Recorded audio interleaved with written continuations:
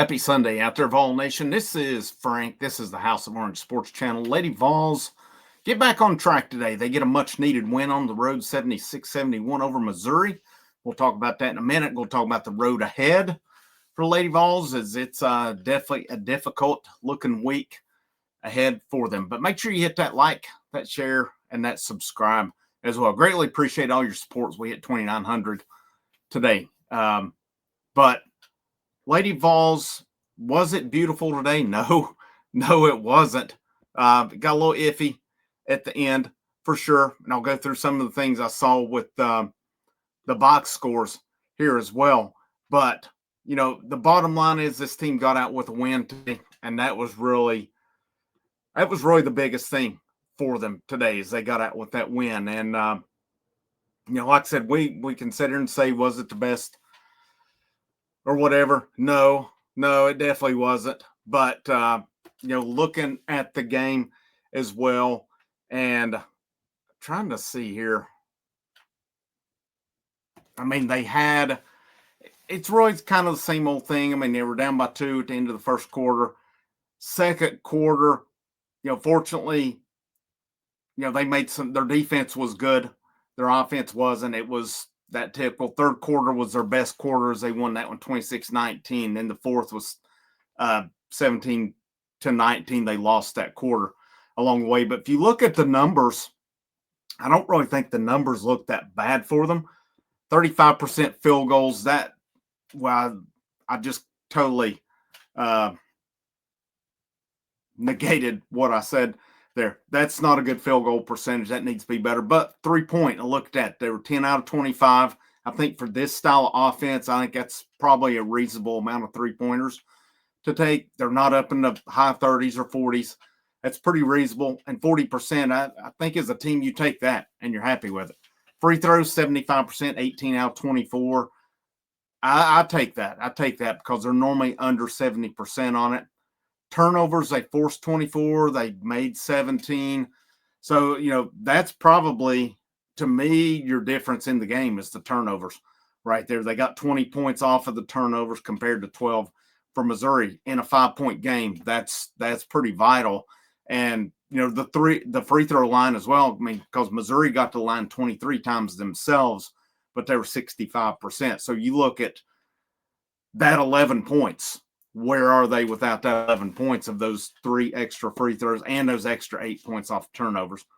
Rebounding, they did lose the rebounding battle. It was 40-39, but they doubled Missouri in offensive rebounds. This is a good offensive rebounding team. Second chance points, Lady Vols had 20-12. Bench points, Missouri outscored them. Points in the paint, Missouri outscored them 36-24.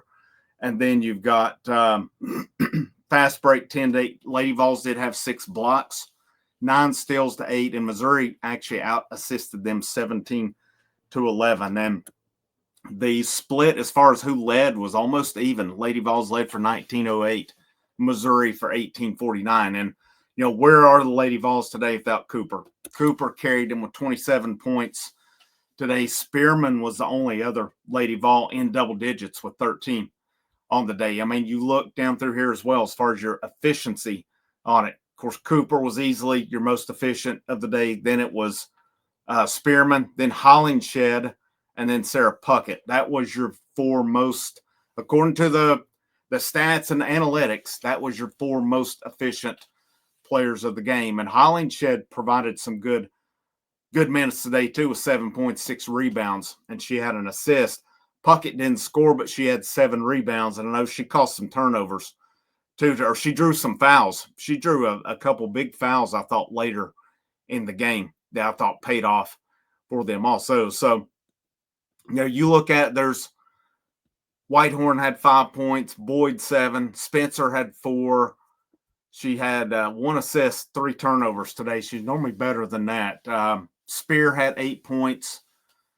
Mentioned Puckett 0. Darby had 3. She had a hit 1-3. Latham had 2, and then Hollingshed 7. So I think the good thing for this team is they played a Missouri team that's overall not really that great. And, you know, it was a road game. You take any wins you get on the road. you definitely take that and you don't complain about it.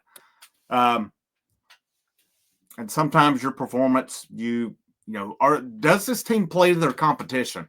Is what I wonder, because some of these games they've gone on the road to teams that it seems like they should handle pretty easily. And so I'm starting to wonder, do they play to their competition? Because, I mean, even when they've played these top-notch teams, they're hanging with them. And they're getting themselves in holes and then fighting back from them along the way. So, yeah, I don't know. I don't know if that's a case of it's just an observation on my part. And I don't know that any of what I said is actually the case, but it's just my observation. It seems like maybe they play to their competition at times. And but the road ahead is it's going to be a tough one, as Thursday night, 6:30, UConn comes to town.